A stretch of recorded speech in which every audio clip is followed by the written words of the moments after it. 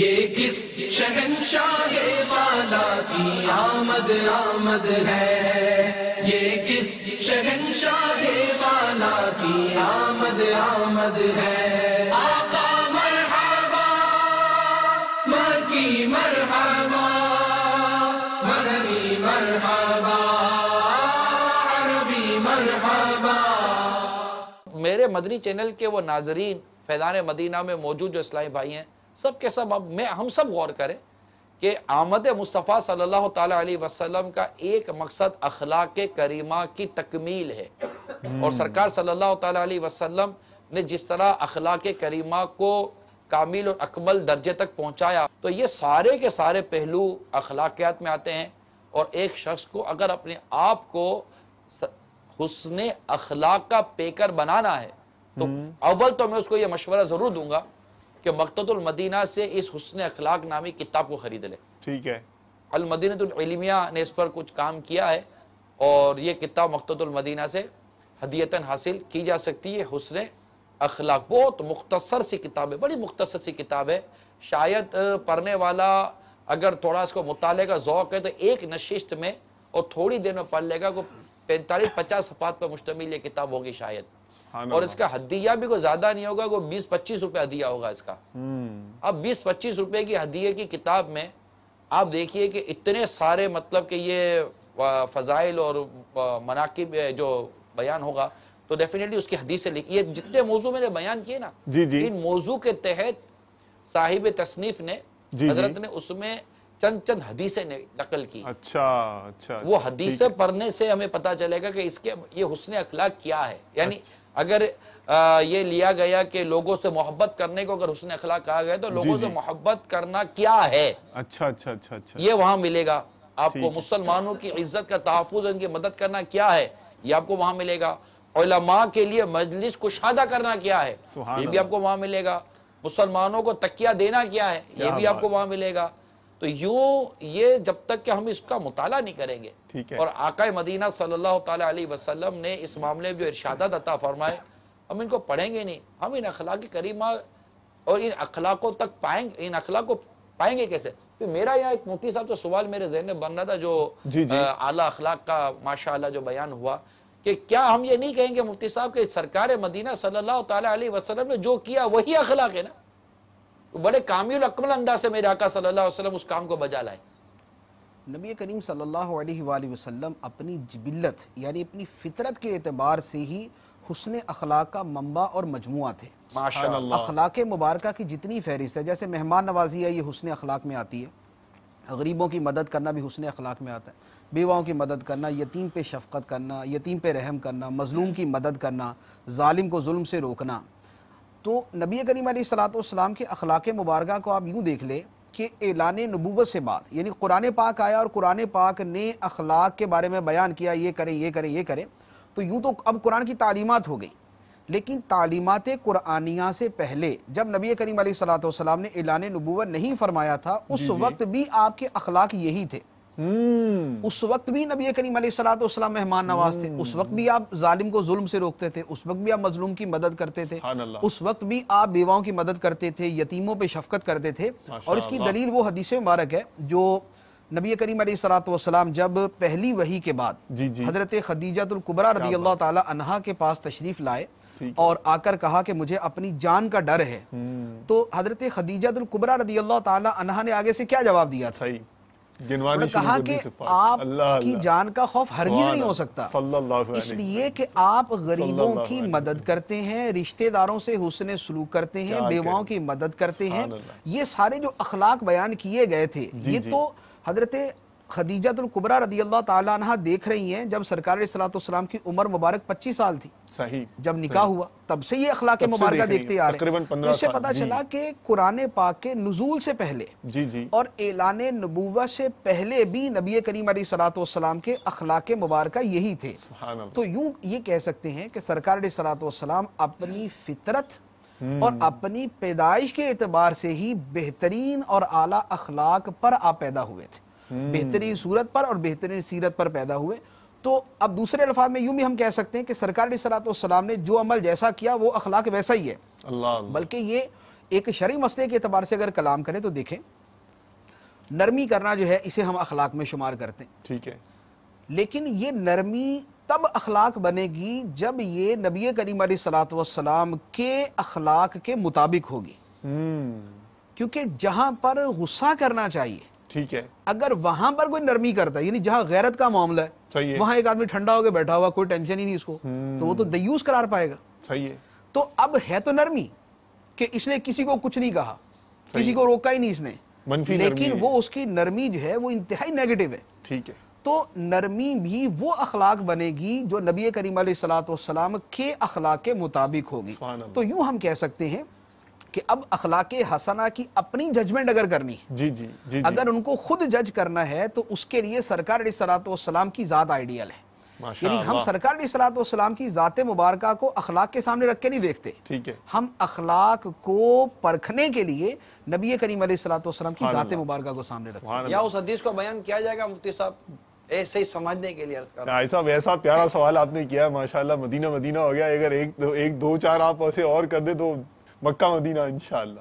لبیک، اصل میں سوال علم کی چابی ہے، سوال کا بھی مزہ آیا، جواب کا بھی مزہ آیا، تو کیا الحمدللہ۔ یہ یہاں یہ بیان کیا جائے گا جو ابھی آپ نے وضاحت کی کہ جو ہم سرکار صلی اللہ علیہ وسلم کی سیرت کو دیکھ کر کہیں گے کہ یہ اخلاق ہے، تو جیسے وہ آقا صلی اللہ علیہ وسلم نے ارشاد فرمایا کہ نماز یوں پڑھو جیسے مجھے نماز پڑھتا دیکھتے ہو، یعنی نماز وہی نماز ہے جو سرکار صلی اللہ تعالیٰ علیہ وسلم نے جیسے پڑھی، ہاں وہ اخلاق وہی اخلاق ہے جیسا سرکار صلی اللہ علیہ وسلم نے کیا وہ اخلاق ہے۔ بالکل، اب جیسے کہ آج کل جو جیسے آج کل یہ آپ صحیح لبرل فرما طبقہ رہے ہے، ہیں، جو آج کل کا ماڈرن اخلاق ہے، طبقہ ہے، اس نے اپنے آپ کو جن اخلاق کا وہ کھوگر بنایا ہوا ہے، اور وہ مطلب جو اخلاق کریمہ کا جس میں جو حصہ نہیں ہے اس کو انہوں نے وہ اخلاق کا حصہ بنایا ہوا ہے، اور سرکار صلی اللہ علیہ وسلم کو اس نے اخلاق کا جو وہاں پر ایویڈنس دیا جاتا ہے، تو ایسی بات نہیں ہے، مطلب جس موقع پر جو چیزیں بیان ہوئی، پھر یہاں قرآن کا مطالعہ بھی ضروری ہے کہ ابتدائی اسلام میں جو احکامات آئے وہ،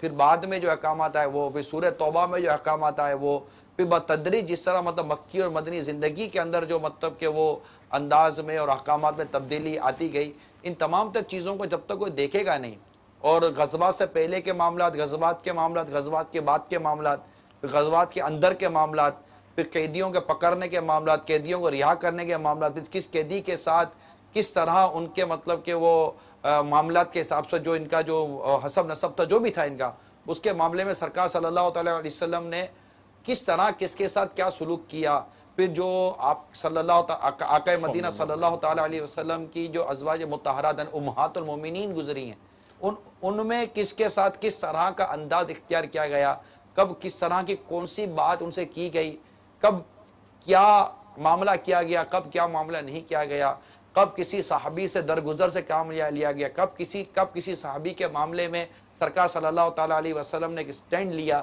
ان تمام تر چیزوں کو جب تک دیکھا نہ جائے گا اس وقت تک اخلاق کریمہ کو سمجھنا غالباً میں سمجھتا اتنا آسان نہیں ہے۔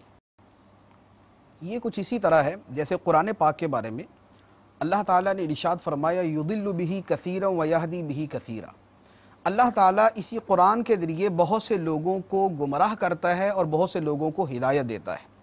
تو اب قرآن پاک تو خیر ہی خیر ہے، ٹھیک، قرآن پاک تو حق ہی حق ہے اور حسن ہی حسن ہے، لیکن اسی کے بارے میں اللہ تعالیٰ فرماتا ہے کہ اس قرآن کے ذریعے اللہ تعالیٰ بہت سے لوگوں کو ہدایت دیتا ہے، بہت سے لوگوں کو گمراہ کرتا ہے، یعنی اسی قرآن کو سن کر لوگ ہدایت بھی پا رہے ہیں اور گمراہی بھی حاصل کر رہے ہیں۔ ٹھیک ہے، نبی کریم صلی اللہ علیہ وآلہ وسلم کی ذات مبارکہ بھی اسی طرح ہے اچھا، کہ آپ کی ذات مبارکہ، آپ کی سیرت مبارکہ کو پڑھ کر صحیح ہے، لوگ ہدایت بھی لیتے ہیں، گمراہی بھی لیتے ہیں، جیسے قرآن کو پڑھ کے لیتے ہیں اسی طرح سیرت کو پڑھ کے۔ وجہ کیا؟ وہ کیسے مفتی اس صاحب؟ کی وجہ یہ ہے کہ جب ایک بات کو پورا نہ پڑھا جائے ٹھیک ہے، تو اس کا ادھورا فائدہ اس کے نہ پڑھنے سے زیادہ نقصان دہ ہوتا ہے۔ اوکے، یعنی قرآن پاک کی ایک آیت مبارکہ ہے، اس آیت مبارکہ کا اتنا حصہ پڑھ لیا کہ نماز کے قریب نہ جاؤ، ٹھیک، لا تقربوا الصلاۃ، اتنا پڑھ لیا، وانتم سکارا چھوڑ دیا کہ یہ حکم اس وقت ہے جب آدمی نشے کے اندر ہو۔ ہاں تو حیران پریشان ٹھیک ہے؟ اور یہی بیان تو کرتے پھریں۔ یعنی اب یہ ہوا کہ جو بات پڑھی جائے وہ پوری پڑھی جائے. جب بات پوری نہیں ہوگی, اس کے پورے تمام اس کے جو ڈائمینشنز ہیں, جو اس کی جہتیں بنتی ہیں, ان کو سامنے رکھ کے نہیں پڑھا جائے گا تو پھر اس سے غلط آدمی مفہوم لے لیتا ہے. سرکار دو عالم علیہ السلام کی سیرت مبارکہ کا یہ پہلو, اخلاق کا, نرمی کا, شفقت کا, محبت کا, یہ پہلو پوری زندگی پر پھیلا ہوا, پوری زندگی پر پھیلا ہوا. لیکن کیا سرکار دو عالم صلی اللہ علیہ وآلہ وسلم نے کافروں کے ساتھ جنگ نہیں کی؟ تو اب اگر آپ نرمی کا لفظ لے لیں اور نرمی اور شفقت کے لفظ کو لے کر یہ بولے کہ ہم کسی سے کبھی لڑیں گے ہی نہیں, بھلے ہمارے اوپر حملہ ہی کر دے, تو اس کو کوئی کہے گا کہ آپ نے صحیح سمجھا؟ اس کو یہ کہا جائے گا کہ آپ نے صحیح نہیں سمجھا, آپ نے پوری سیرت کا مطالعہ نہیں کیا.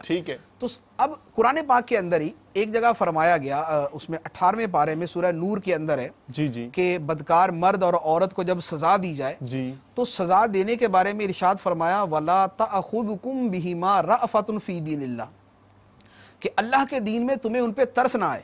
یہ قرآن پاک میں سبحان اللہ, کہ ان کو جب سزا دی جائے, اللہ کی حد قائم کی جائے, تو تمہیں ان پہ ترس نہیں آئے, کیونکہ اس وقت تمہارا ترس جو ہے وہ خدا کے حکم کے خلاف ہے. اور لوگوں کا جمع غفیر بھی ہو مفتی صاحب. جی وہ اسی جمع غفیر کو ہی فرمایا گیا نا, ان کے کہ تمہیں ان کے اوپر ترس نہ آئے.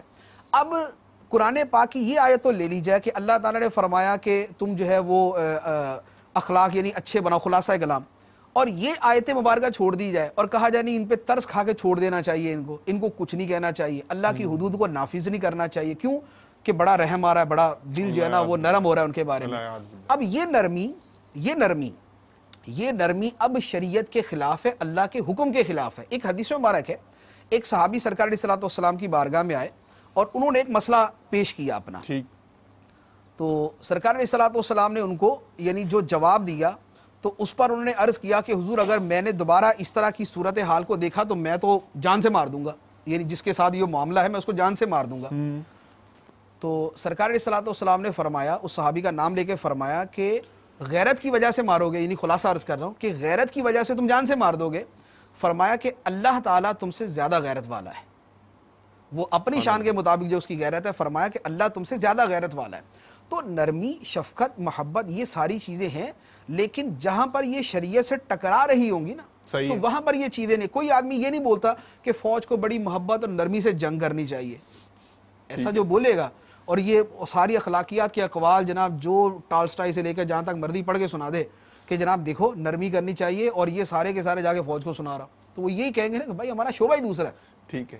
تو اس طرح پوری سیرت مبارکہ کا جب مطالعہ کیا جاتا ہے نا, اس میں پھر ہر چیز آتی ہے, اس میں نرمی بھی آتی ہے اور جہاں سختی ہونی چاہیے وہاں سختی بھی آتی ہے. حضرت عائشہ رضی اللہ تعالیٰ عنہ کی ایک حدیث مبارک ہے, انہوں نے فرمایا کہ سرکار دو عالم صلی اللہ علیہ وآلہ وسلم اپنی ذات کے معاملے میں اتنے نرم تھے کہ کبھی انتقام نہیں لیا, اپنی ذات کا کبھی انتقام نہیں لیا, لیکن اللہ کی حدود کو نافذ کرنے میں انتہائی سخت تھے. سبحان اللہ, اس میں انتہائی مضبوط تھے. یوں سیرت کے پورا کے پورا جب مطالعہ کرتے نا تو چیز سامنے آتی. ابھی جو ایسا فرما رہے تھے نا جس بات کا کہ سیکولر یا لبرل ٹائپ کے جو لوگ ہیں, اب وہ اسی طرح کے بھئی آپ کو دوسرے سے کیا, صحیح ہے, دوسرا جو کر آپ کرنے دو, آپ کی صحت پہ کیا فرق پڑتا ہے. اور اس کو بڑے فخریہ اور بڑا اس کو یعنی اپریشیٹ کر کے اس کو بیان کیا جاتا ہے کہ مثال کے طور پہ دیکھیں فلان جگہ پہ کیا ہوتا ہے, یہ جناب شراب خانہ ہے اور یہ مسجد ہے, ان کو ان سے کوئی تکلیف نہیں ہے, ان کو ان سے کوئی تکلیف نہیں ہے. مندر والا وہ مسجد والا مسجد جا رہا ہے, کلب والا کلب جا رہا ہے, وہ شراب پی رہا ہے, وہ اس کو کچھ نہیں کہتا, وہ اس کو کچھ نہیں کہتا. یہ اپنا بیان کر دیتے کہ دیکھیں میرے ساتھ بیٹھ کے وہ شراب پیتا تھا, میں نماز پڑھتا تھا, نہ میں نے اس کو کبھی کچھ کہا نہ اس نے مجھے کبھی کچھ کہا. صحیح ہے. تو یہ اس کو کیا بیان کیا, یہ بڑا اخلاق ہے جناب, یہ ہمارا اخلاق. لیکن یہ اخلاق کیا ہے, یہ اخلاق وہ ہے جو اللہ نے قرآن کے اندر بیان کیا, یہ اس کے برخلاف ہے. ہمارا قرآن ہمیں یہ فرماتا ہے کہ تم برائی سے منع کرو گے, وَتَنْهَوْنَ عَنِ الْمُنْكَرِ كُنْتُمْ خَيْرَ أُمَّةٍ أُخْرِجَتْ لِلنَّاسِ تَأْمُرُونَ بِالْمَعْرُوفِ وَتَنْهَوْنَ عَنِ الْمُنْكَرِ, کہ تم بہترین امت جو لوگوں میں ظاہر کی نیکی کا حکم دیتے ہو اور برائی سے منع کرتے ہو. تو برائی سے منع کرنا یہ ہمارا اخلاق یہ ہے.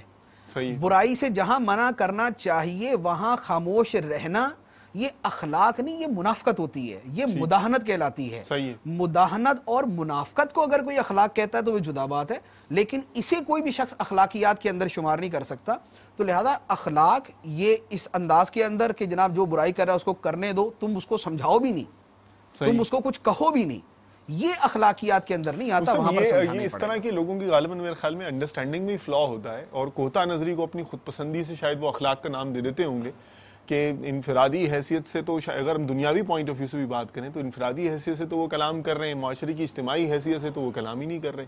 مگر آپ یہ دیکھیے کہ یہ جو مفتی صاحب نے کہا نا افراط و تفریط, مفتی صاحب یہی کہیں گے جی افراط و تفریط, جیسے کہ بعض لوگوں نے نرمی کے ساتھ یہ کام کیا دیٹس اٹ کہ عورتیں بے پردہ ہو گئیں اور بے حیائی پھیل گئی, اور اس کو مختلف انداز سے سجا بنا کے پیش کر. جی ٹھیک ہے. اچھا, بعض نے غیرت کو یوں لیا کہ اب غیرت کے نام پر عورتوں پر ظلم کیا, ٹھیک ہے, انہیں مارا, انہیں پیٹا, ان کے قتل کروا دیے گئے, اس کو غیرت کا نام دے دیا گیا, تیزاب معاذ اللہ پھینک دیا جاتا, صحیح ہے, اور ان کو طرح طرح کے مطلب کہ سزائیں دی جاتی, جس کو یقینا شریعت اس کو پسند نہیں کرے گی, نہ شریعت اس کی اجازت دے گی.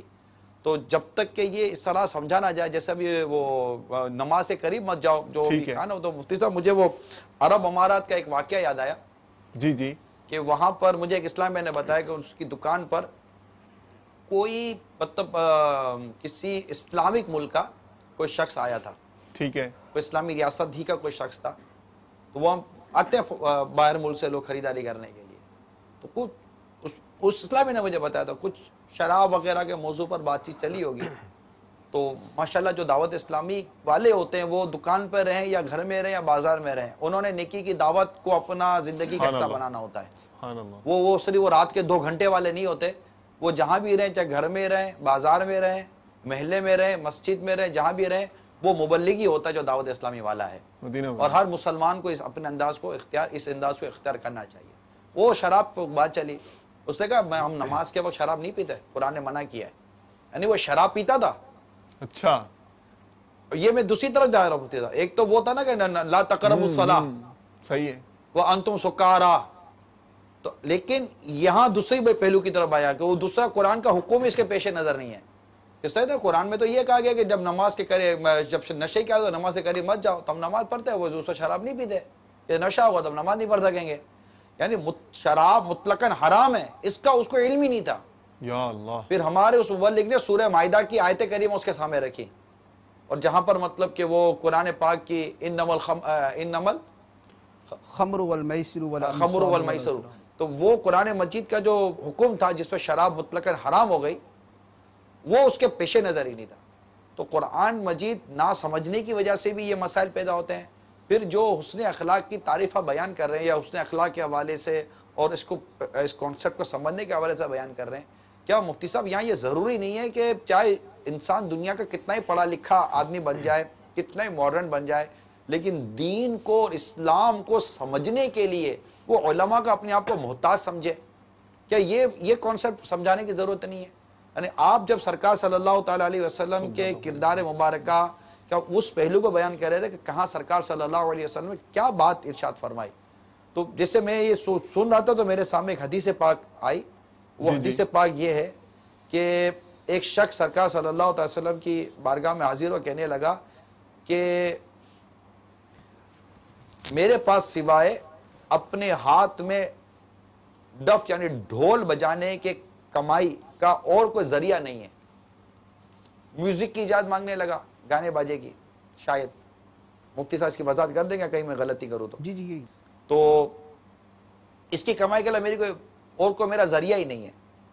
آپ مجھے اس قسم کے گانے کی اجازت دیں جس میں بے حیائی کے کلمات نہ ہو. سننی یہ میرے سارے مدنی چینل کے ناظرین میں سنیں کہ کہتا ہے کہ جس میں مجھے اس قسم کے گانے کی اجازت دیں جس میں بے حیائی کے کلمات نہ ہو.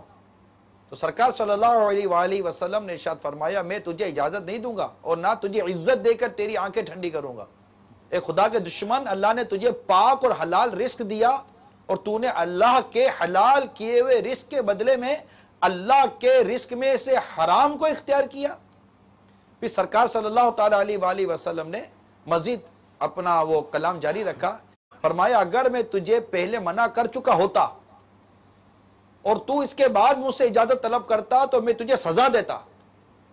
میرے پاس سے اٹھ جا اور اللہ تعالیٰ سے توبہ کر, اور اگر تو نے اس کے بعد گانا بجایا تو میں تجھے سخت دردناک سزا دوں گا اور تیرا سر مونڈوں گا اور تیرا مفصلہ یعنی کان ناک وغیرہ دیگر اعضاء کاٹنے کا یہاں حکم ارشاد فرمایا اور تجھے تیرے گھر سے نکال دوں گا اور تیرے مال اسباب کو مدینے کے جوانوں کے لوٹنے کے لیے مباح کر دوں گا۔ یہ سن کر وہ شخص اس قدر ذلت اور رسوائی کے ساتھ وہاں سے اٹھا جسے اللہ ہی جانتا ہے۔ جب وہ پیٹ پھیر کر چلا گیا تو پیارے آقا صلی اللہ تعالی علیہ وآلہ وسلم نے ارشاد فرمایا یہی لوگ نافرمان ہیں، ان میں سے جو شخص بغیر توبہ کے مر گیا اللہ تعالیٰ اس کو قیامت کے روز اسی طرح ننگا اور مخنث اٹھائے گا جس طرح دنیا میں وہ لوگوں سے اپنا ستر نہیں چھپاتا تھا، جب بھی کھڑا ہوگا تو مدہوش ہو کر گر پڑے گا۔ اب یہ انداز دیکھیں سرکار صلی اللہ تعالیٰ علیہ وآلہ وسلم کا جو کلام یہاں بیان کیا گیا کہ پھر اس حدیث میں ان لوگوں کے لیے عبرت کا مقام ہے جو سازوں کے ساتھ گانے میں مشغول رہتے ہیں۔ یہ الگ سے ایک مدنی پھول میں نے رکھا تھا انشاءاللہ تعالیٰ مندی چلن کے ناظرین کے لیے بھی کہ سرکار صلی اللہ تعالیٰ علیہ وآلہ وسلم نے اس طرح بھی ارشاد فرمایا ہے کہ مجھے آلات موسیقی کو یعنی ڈھول و بانسری وغیرہ کو توڑنے کے لیے بھیجا گیا ہے، مطلب توڑنے کا حکم دیا گیا ہے۔ مفتی صاحب اس کو بھی مقصد بعثت میں لیں گے؟ جی یہ بھی بڑی واضح حدیث ہے، یعنی یہ اس لفظ کے ساتھ ہے کہ مجھے مبعوث کیا گیا تاکہ میں آلات موسیقی کو مٹا دوں۔ جی تو اس میں تو باقاعدہ لفظ یہ ہے کہ مجھے مبعوث اس لیے کیا گیا کہ میں آلات موسیقی مٹا دوں۔ اب یہ حدیث کو سامنے رکھنے کے ساتھ ساتھ کیونکہ وہ جو موضوع تھا میں دونوں کا کنیکٹ کرنے کی کوشش کر رہا ہوں۔ ایک تو آج کل جو ہمارے موسیقی اور میوزک ہے بلکہ معاذ اللہ سرکار صلی اللہ تعالی وسلم کی آمد کا جشن منانے والے بھی میوزک سے باز نہیں آ جاتے اور وہاں بھی مطلب اس طرح کی کمپلینس ملتی ہے کہ یہ بھی موسیقی اور میوزک کا مطلب انداز اختیار کرتے ہیں۔ ظاہر ہے کہ اس پر بھی تنقید ہوگی، انگلیاں اٹھیں گی کہ شیطان وار کر دیتا نا مدینہ صلی اللہ تعالی علیہ وسلم کی آمد کا جشن منانے کے لیے ہمیں اسی انداز کو اختیار کرنا پڑے گا جس انداز کو یعنی اسلام کی ان تعلیمات کو سامنے رکھنا پڑے گا۔ جس کی آمد کا جشن منا رہے ہیں اس کی آمد کے مقصد کو سامنے رکھے بغیر اس کی آمد کا جشن کیسے منا سکیں گے ہم؟ تو یہ کانسیپٹ سامنے ہو تو پھر وہ آقا مدینہ صلی اللہ تعالی علیہ وسلم کا مفتی صاحب وہ ارشاد وہ ایک جماعت قائم ہو، مؤذن کو میں کہوں اقامت کہو اور وہ لوگ جو جماعت کے لیے نہیں آئے میں لکڑیاں جمع کرنے کا حکم دوں، ان کے گھروں کو آگ لگا دوں جو جماعت کے لیے حاضر نہیں ہوتے۔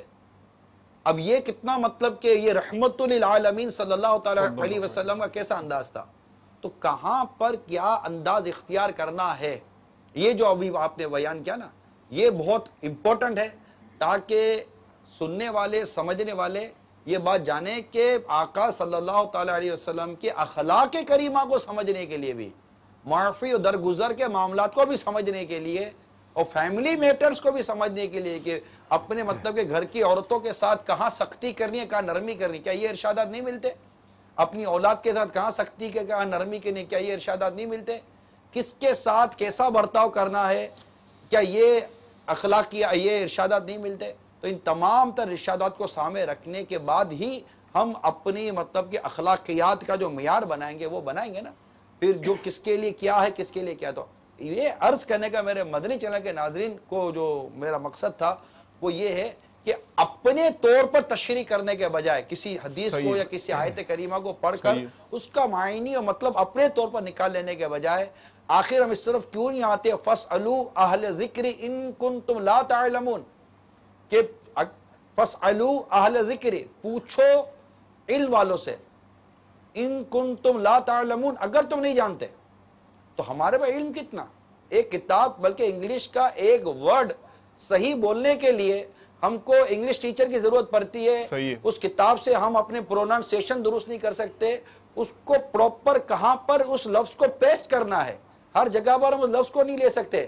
ایک ہی اس کے 10 انگلش کے ورڈ ہوتے ہیں مگر کہاں پر کون سا لفظ لکھنا ہے کہاں کون سا لفظ لکھنا ہے یہ وہ جانتا ہے جس کو اس علم کے بارے میں وہ مہارت حاصل ہے۔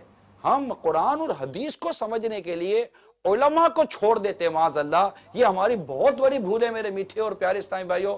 آپ مدنی مذاکرے کا انداز دیکھیے، امیر اہل سنت کے مدنی مذاکرے دیکھنے کی جو بار بار ترغیب دلاتے ہیں، اس میں یہ بھی ایک نیت اور ایک کانسیپٹ موجود ہے کہ آپ امیر علیہ سنت کو دیکھیے ماشاء اللہ اس قدر علم اور عمل کے پیکر ہونے کے باوجود بھی میں کہتا ہوں کہ یہ ان کی مطلب کہ کمال درجے کی احتیاط بھی ہے اس کے اندر.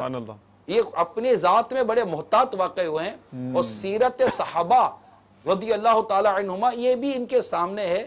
ان تمام تو پہلو کو دیکھ کر یہ جب تک افتاء کے اسلامی بھائی ساتھ نہ ہو اس وقت تک یہ مطلب آگے مطلب بڑھتے نہیں ہیں, بلکہ اگر وہ چلے جائیں تو کہتے ہیں کہ اب دیکھو بھائی فقہ سوال مت چلائیے گا, اب ہم دوسرا مطلب کہ اپنا وہ چلائیں گے. تو اللہ کرے کہ ہم یہ علماء کرام سے مربوط رہیں اور حسن اخلاق کو سمجھنے کے لیے یا آمد مصطفیٰ صلی اللہ تعالی وسلم کا جو مقصد ہے سمجھنے کے لیے میں یہی عرض کروں گا مدنی چینل کے تمام ناظرین سے, اگر کوئی ایسا طبقہ ہمارے ساتھ ہے جس کو دین اور اسلام کی اتنی زیادہ سمجھ بوجھ نہیں ہے, ٹھیک ہے آپ نے کتابیں پڑھی ہیں, آپ کو بہت آپ کا نام بھی بہت بڑا ہے, لیکن سیدھی سی بات ہے کہ غسل کے فرض آتے نہ ہو, نماز کے فرض آتے نہ ہو, نماز کی شرطیں آتی نہ ہو, کپڑا پاک کرنے آتا نہ ہو, غسل کرنے پراپر آتا نہ ہو, طہارت کے مسائل آتے نہ ہو, مستعمل پانی استعمال شدہ پانی کس کو بولتے ہیں یہ آتا نہ ہو, کتنا پانی کتنا ہو تو اس کے احکام کتنے بدل جاتے ہیں, کس جانور کی نجاست کا کیا حکم ہے, یہ ساری مطلب بنیادی پاکیزگی کے حوالے سے اتنی معلومات نہ ہو, ایمانیات کے حوالے سے اتنی معلومات نہ ہو, تو اس میں اسلام و دین کے معاملے میں اپنی قلم اور اپنی زبان کو چلانے سے پہلے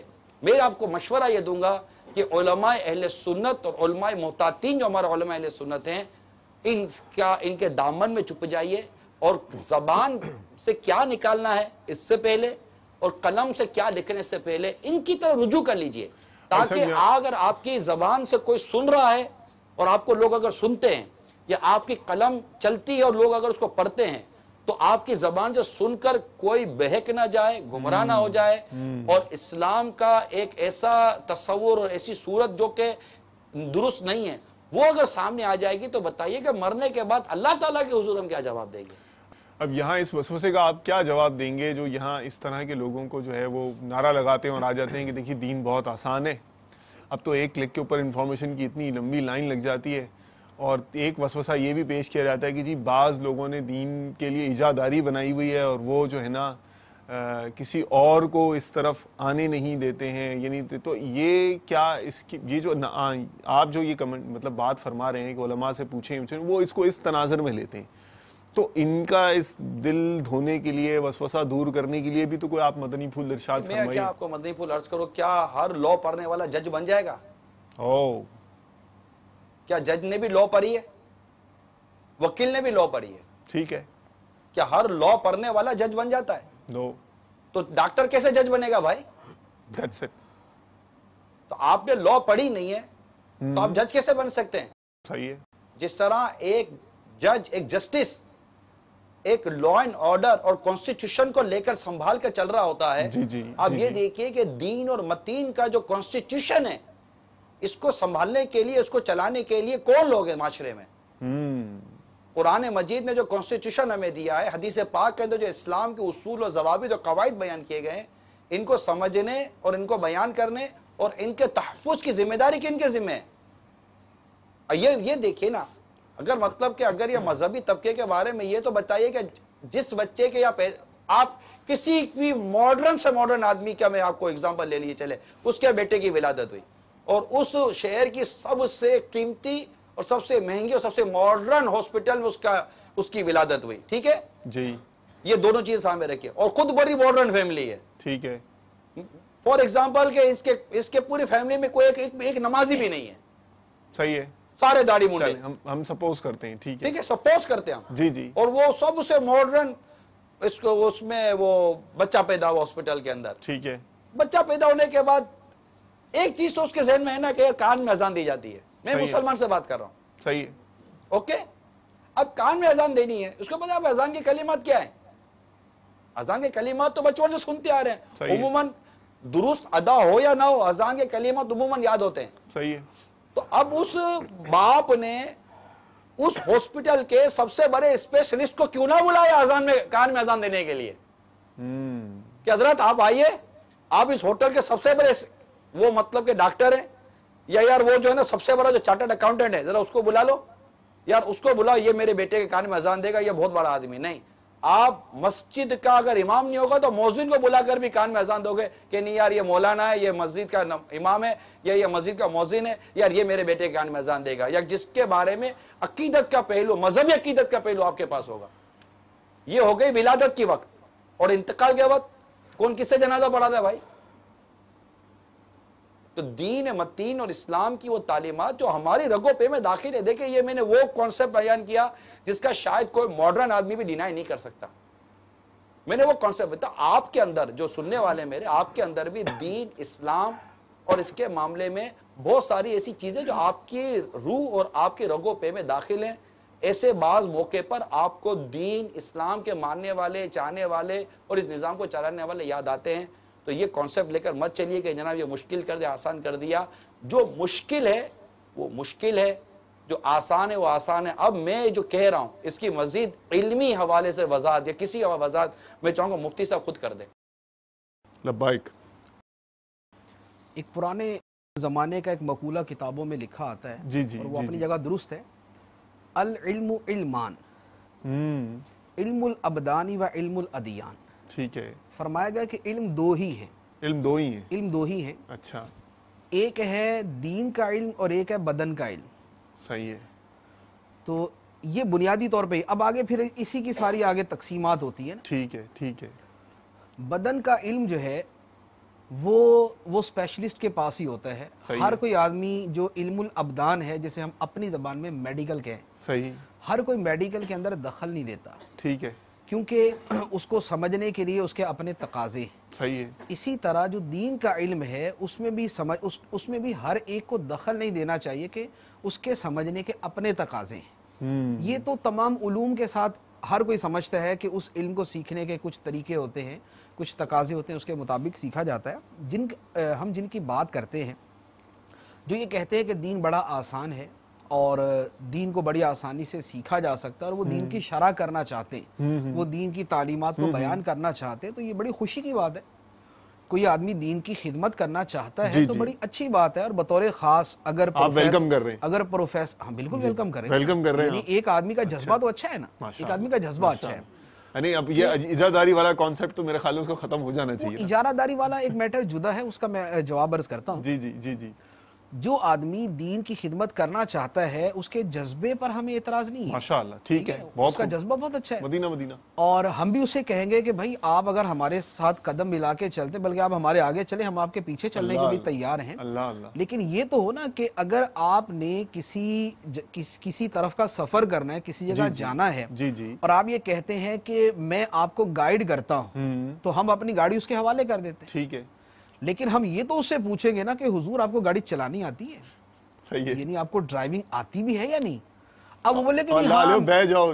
اب وہ بولے کہ نہیں ہاں میں نے پڑھی ہوئی ہے کتاب ڈرائیونگ کے اوپر، نا میں نے کتاب پڑھی ہوئی ہے. کتاب پڑھی ہوئی ہے. تو ہم بولیں گے کہ قبلہ مہربانی فرمایا پیچھے آ جائیں، ٹھیک ہے، ہم نے کچھ پریکٹیکل کیا ہوا تو ہمیں ہی چلا لینے دیں. صحیح ہے. لیکن اگر وہ یہ کہتا ہے کہ مجھے آپ کو گاڑی چلا کے مجھے آپ کو لے کر جانا ہے، جی جی، تو ہم کہیں گے ٹھیک ہے آپ گاڑی سیکھیں، ہم بڑے سکون سے بیٹھے رہیں گے. یعنی ہم جو پوری کنسنٹریشن لگائیں، توجہ کریں، دائیں مرر میں دیکھیں، لیفٹ مرر میں دیکھیں، یہ وہ کریں، آپ چلائیں گے، ہم آپ کے پیچھے پیچھے آرام سے چلتے رہیں گے، ہماری مشکل آسان ہو جائے گی. صحیح ہے. تو جتنے بھی دین کی خدمت کا جذبہ رکھنے والے ہیں، جو کہتے ہیں قرآن آسان ہے، حدیث آسان ہے، ہم کام کرنا چاہتے ہیں، جی جی، ان میں پروفیسرز بھی ہوتے ہیں، اس میں ڈاکٹرز بھی ہوتے ہیں، اس میں پی ایچ ڈی ہولڈرز بھی ہوتے ہیں، اس میں اچھے تعلیم یافتہ لوگ ہوتے ہیں. تو یہ لوگ اگر دین سیکھیں گے اور یہ دین کا کام کریں گے تو بہت ساروں سے اچھا کر لیں گے. کہ ان کو پہلے دوسری تعلیم بھی ہے، اس کے ساتھ یہ تعلیم مل جائے گی تو وہ زیادہ اچھے طریقے سے کر سکیں گے. لیکن بہرحال اتنی تو درخواست ہم کر سکتے ہیں نا کہ آپ جو دین کے اندر رہنمائی کرنا چاہتے ہیں یا دوسروں کو بتانا چاہتے ہیں، اس کا آپ کو پراپر نالج ہونا چاہیے. صحیح. جیسے آپ دنیاوی علم کے اندر بھی ایسا نہیں ہوتا کہ آپ اپنے گھر کے اندر بیٹھ کے کچھ کتابیں پڑھنے کے بعد یونیورسٹی میں چلے جائیں اور بولے کہ مجھے پروفیسر رکھ لیں آپ. صحیح ہے. صحیح ہے. وہ آپ سے یہی پوچھیں گے کہ آپ کے پراپر نالج کا کہ آپ پروفیسر کی اہلیت رکھتے ہیں، اس کی دلیل کیا ہے، اس کا ثبوت کیا ہے، کرائٹیریا ہے آپ میٹ کرتے ہیں یا نہیں ٹھیک ہے میٹ نا؟ کرتے. تو اس کا ایک کرائٹیریا ہے، جی جی اگر وہ اس کو پروو کر دیتا ہے ٹھیک ہے. تو اسے وہ اپنا پروفیسر بھی رکھ سکتے ہیں، ریجیکٹ بھی کر سکتے ہیں. جی جی لیکن اگر ایک آدمی کہے کہ نہیں میں نے مطالعہ تو نہیں کیا ہوا اردو کا، مجھے اتنا نہیں پتا، اس کو پوچھے شوق بہت ہے آپ نے شاعری پڑھی ہے، وہ بولے نہیں پڑھی. آپ نے ادب پڑھا ہے، میں نے نہیں پڑھا. آپ نے نثر پڑھی ہے، میں نے نہیں پڑھے. آپ نے افسانے پڑھے ہیں، میں نے نہیں پڑھے، لیکن آپ مجھے اردو کا پروفیسر رکھ لیں. اچھا تو اسے یہ کہا جائے گا بھائی جب آپ نے کچھ پڑھا ہی نہیں ہے تو آپ کو کیسے پروفیسر رکھ لیں.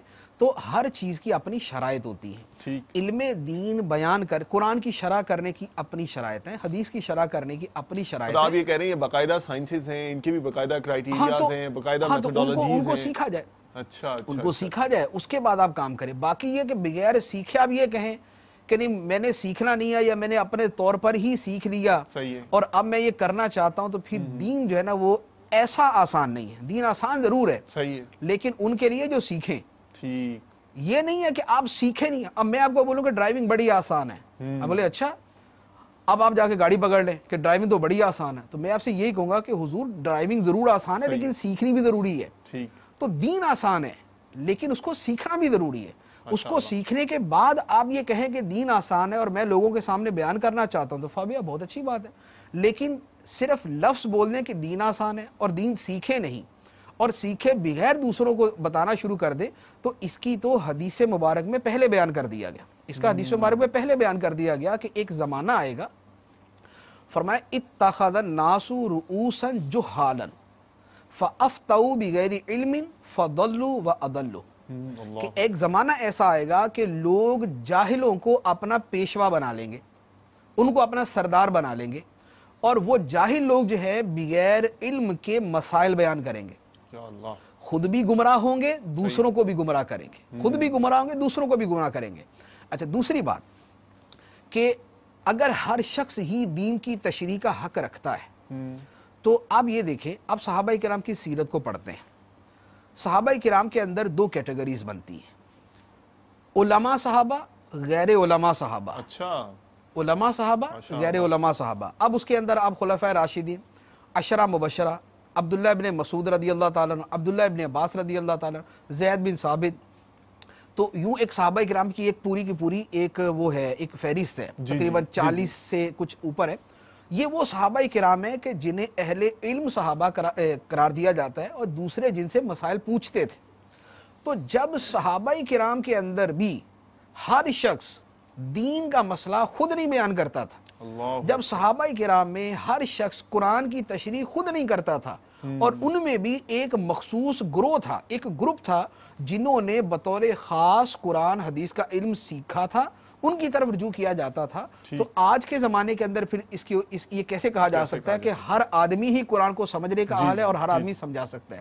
ایک اور بات میں سمجھ میں آ جائے نا مفتی صاحب ہمارے آج کے معاشرے کی، آپ نے اب بھی جو بیان کیا، اللہ اللہ، تو غالباً میں سمجھتا ہوں کہ شاید مسائل حل ہو جائیں اگر اس میں کوئی ضد بحث نہ کرے اور بات سیدھی سیدھی سے قبول کر لے کہ ہاں یار یہ بات ہے اور یہ بات عقل بھی اس کو قبول کرتی ہے اور بالکل اس میں کوئی اپیل نہیں ہے کہ ہاں یار ایسا ہی بالکل سیدھی سی بات ہے، یہ مشہور صحابہ کے نام ہیں اور یہ ہیں.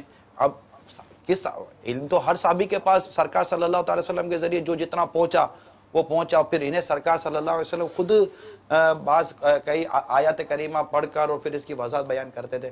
لیکن وہ صحابہ کرام جن سے خاص مسائل پوچھے جاتے تھے اور جو ان کی وضاحتیں کرتے تھے، یہ جو ابھی آپ نے جو تقسیم بیان کی، اگر یہ آج ہمارے معاشرے میں سمجھ میں آ جائے تو غالباً ایسا لگتا ہے کہ ایک تعداد علماء کی طرف رجوع کر لے گی، اپنی خالی ڈیڑھ ہوشیاری نہیں کرے گی. صحیح ہے. ایک اور چیز عرض کرتا ہوں، قرآن پاک کی ایک آیت مبارکہ، اس پر ہم نے جدا گانا بھی کلام کرنا، یہ مقاصد رسالت کے اندر بھی ہے. جی جی.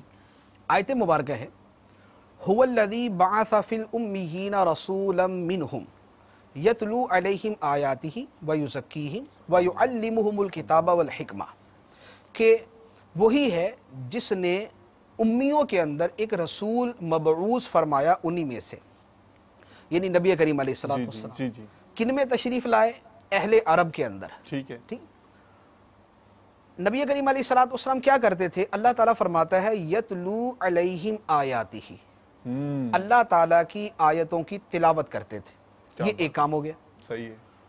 دوسری بات ارشاد فرمائی वयुज़क्कीहिम, इनका तज़किया करते थे, इन्हें पाको साफ करते थे। उसके बाद फरमाया वयुअल्लिमुहुमुल किताब, और इन्हें किताब का इल्म सिखाते थे, सुभान अल्लाह। तिलावत आयात भी करते थे और किताबुल्लाह की तालीम भी देते थे। सही है।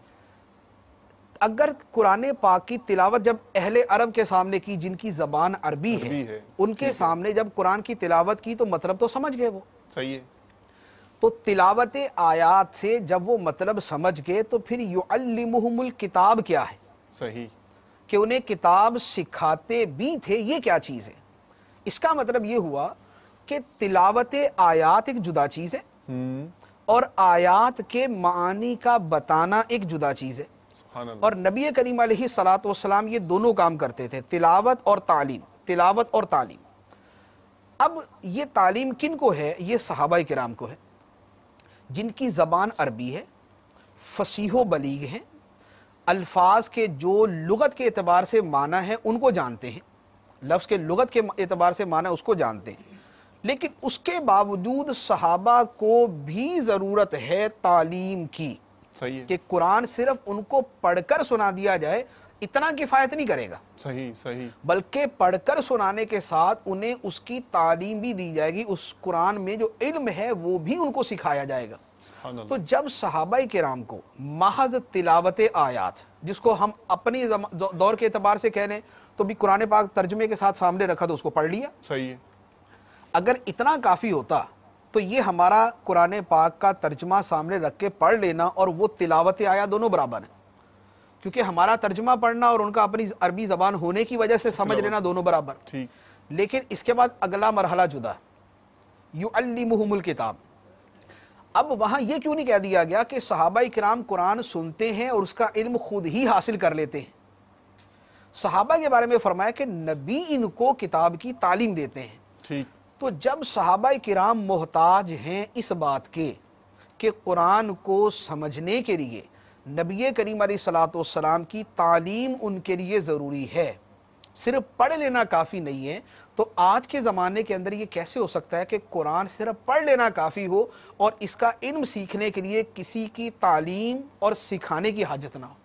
ठीक। तो लिहाजा हमारे ज़माने के अंदर भी यही चीज़ आएगी कि तिलावत आयात का अपना मकाम, उसके अपने फ़ज़ाइल, सही, लेकिन उसका इल्म हासिल करने के लिए युअल्लिमुहुम की ज़रूरत है, किसी के सिखाने की ज़रूरत है। तो इसलिए सिखाए बगैर जो ना वो दीन का आम मज़ामीन में हम देखते हैं, आम शायरी में देखते हैं, जिस ज़बान की शायरी होती है उसको भी एक्सप्लेन करना पड़ता है। उर्दू है, उर्दू शायरी पढ़ूँ मेरी समझ में थोड़ी आएगी, आम ये नहीं अंडरस्टैंड, वो तो फिर कलाम इलाही। अच्छा, इजादारी वाले वसवसे के हवाले से आप क्या जवाब इरशाद फरमाएंगे? देखिए, वो इजारादारा वाली मसला जो है ना वो कुछ गलत फहमी के ऊपर है। इजारादारी किसे कहते हैं? इजारादारी ये होती है, एक शय आपको भी आती है और एक शय मुझे भी आती है, ठीक है ना। मिसाल के तौर पे आप भी डॉक्टर है, मैं भी डॉक्टर, जी जी, और एक इलाके के अंदर मेरा क्लिनिक है, ठीक है।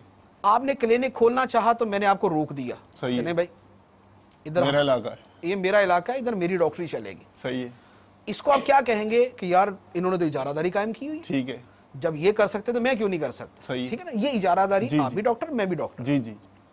एक ये है कि मैं डॉक्टर हूं और आप कुछ भी नहीं, सही है, यानी आपके पास कुछ ऐसे नुस्खे आ गए, सही है, ठीक है, आपके पास ऐसे कुछ नुस्खे, या आपने टोटकों की किताब पढ़ी हुई है, ठीक है। अब आप भी मेरे बाजू के अंदर अपना क्लिनिक खोलना चाहें, सही है, मैं पुलिस को बुला लूंगा कि भाई इसको रोको, ये बंदे मार देगा ये। सही है, सही है, सही। अब आप इसके ऊपर अगर ये शोर करें इजादारी बना दी, जनाब इन्होंने तो इजारादारी बनाई हुई है, ओके कि ये अपने आप को तो डॉक्टर समझते और अपना क्लिनिक तो धड़ाधड़ चला रहे और पैसे कमा रहे, और मैं खोलने लगा तो मुझे मना कर दिया। इसे दुनिया में कोई इजारादारी नहीं कहेगा, इसे लोगों की जान की हिफाजत का जरिया करार दिया जाए, ठीक है, माशाअल्लाह। अच्छा, अब इजारादारी कुरान हदीस के इल्म में क्या है? ठीक, वो ये है कि एक शख्स आलिम है और कुरान हदीस को अच्छा समझता है, सही, और बिलफर्द मैं भी बहुत अच्छा समझता हूँ, ठीक। अब वो अपनी शरह करने लगता है तो मैं पाबंदी लगवा देता हूँ कि नहीं भाई इसको तो मैं नहीं करने दूंगा, इसका दर्स मैं नहीं चलने दूंगा, इसको मैं नहीं बयान करने दूंगा, इसका दर्स कुरान मैं नहीं होने दूंगा। ये है इजारादारी। अच्छा अच्छा। लेकिन अगर मैं अहल हूँ कि मैं दरसे कुरान दूं, मैं दरसे हदीस बयान करूं क्योंकि मैंने कुरान हदीस पढ़ा हुआ, मिसाल दे रहा हूं, सही, और दूसरे आदमी ने कुछ भी नहीं पढ़ा हुआ, ठीक है, या अपने तौर पे उसने पढ़ा हुआ, अपने तौर पे समझा हुआ, मुझे पता है اگر یہ لوگوں کے سامنے قرآن حدیث بیان کرے گا یہ معاذ اللہ ان کو دار اسلام سے خارج کر دے گا. صحیح ہے. یہ قرآن کی اس نے پوری طرح سمجھا ہی نہیں ہے. جہاں قرآن کی متشابہ آیات ہیں یہ ان آیات متشابہات کا مطلب بھی وہ بیان کر دے گا, لوگوں کا ایمان ضائع ہو جائے گا. صحیح. تو اب میں اگر اس کے اوپر کہتا ہوں کہ بھائی اس سے قرآن نہ سیکھو, اس سے حدیث نہ سیکھو, اس کو اجارہ داری نہیں کہیں گے, صحیح. اس جزاک کو اللہ. کہیں گے لوگوں کے ایمان کو بچانے کے لیے میں نے کوشش کی ہے. تو دین یہ تو اس کے تحت آ جائے گا نا مفتی صاحب, الدین و نصیحہ. ماشاء اللہ. جی یہ اسی کے اندر آ جائے گا کہ اسی کے اندر آئے گا کہ اس سے بڑھ کر خیر خواہ کیا ہوگی کہ آپ کسی کے جان و مال, عزت, آبرو کے تحفظ کے ساتھ ساتھ آپ اس کے ایمان کی حفاظت کی بھی فکر کر رہے ہیں. تو وہ پہلی مثال تھی جان کے تحفظ کی, دوسری مثال ہے ایمان کے تحفظ کی. جی ہاں, یہ چیز ہے. سبحان تو اللہ. یہ مطلب کہ مطلب ایک عام آدمی کو, پھر میں یہ کہوں کہ یہ جیسے آپ نے صحابہ کرام علیہم رضوان کا ایک بہت ہی ایک پیارا ایک انداز بتایا, پھر سرکار صلی اللہ علیہ وسلم کی بارگاہ میں حاضر ہونا سیکھنے کے لیے, اور اس مطلب ایسا انداز, یعنی میں نے وہ فاروق اعظم رضی اللہ تعالیٰ عنہ کی سیرت میں اس کو تھوڑا سا دیکھا تھا کہ آپ کے ساتھ ایک آپ کے شریک بھی تھے کام کاج میں, کاروبار میں. جی جی. ایک دن فاروق اعظم رضی اللہ تعالیٰ عنہ بارگاہ رسالت میں حاضر ہوتے, سیکھتے اور حاصل کرتے, اور رات کو جا کر اپنے اس ساتھی کو بتا دیتے کہ آج یہ پتا چلا. اگلے روز آپ کاروبار پر ہوتے اور آپ کے ساتھی بارگاہ رسالت صلی اللہ علیہ وسلم حاضر ہوتے, صلی اللہ علیہ. وہ سیکھتے, حاصل کرتے اور بتاتے کہ آج یہ ہوا. یہ ان کا انداز تھا. یہ صحابہ کرام علیہم رضوان کا یہ انداز کہ بار بار وقتاً فوقتاً یہ آنا, پوچھنا, سمجھنا, آقا یوں ہو گیا, آقا یوں ہو گیا, آقا ایسا, آقا ایسا. میں عرض کروں کہ اگر اس بات کو آج ہم پیدا کرنے میں کامیاب ہو جائیں, شعور پیدا کرنے میں کامیاب ہو جائیں کہ شرعی معاملے میں رہنمائی لیں علماء کرام سے, زندگی کے ہر معاملے میں رہنمائی لیں علماء کرام سے, اور اپنے آپ کو علماء کرام کے ہاتھوں میں دے دیں کہ ان سے رہنمائی لیتے رہیں, ان سے پوچھتے رہیں, اور یہ جب تمہیں قرآن و حدیث کے مطابق بتائیں. اور علماء سے مراد میرے علماء اہل سنت, علماء حقہ ہی ہیں.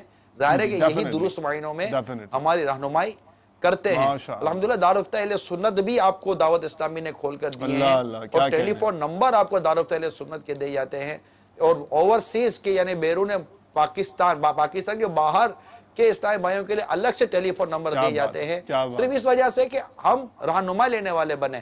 ورنہ یہ بہت عجیب حالت ہوتی ہے کہ اتنا سب کچھ ہو جانے کے باوجود, اتنا بیان کرنے کے باوجود بھی ایک گھر میں بوڑھا آدمی بیٹھا ہوا جس نے داڑھی کی نیت کر کے سفید داڑھی تو کر لی, بال بھی اس کے سفید ہو گئے, سر پر ٹوپی بھی رکھی ہوئی ہے, ماتھے پر نشان بھی ہے, یہ گھر میں بیٹھ کر یہ حرام ہے, یہ حلال ہے, یہ جائز ہے, یہ ناجائز کے فتوے دیتا رہتا ہے.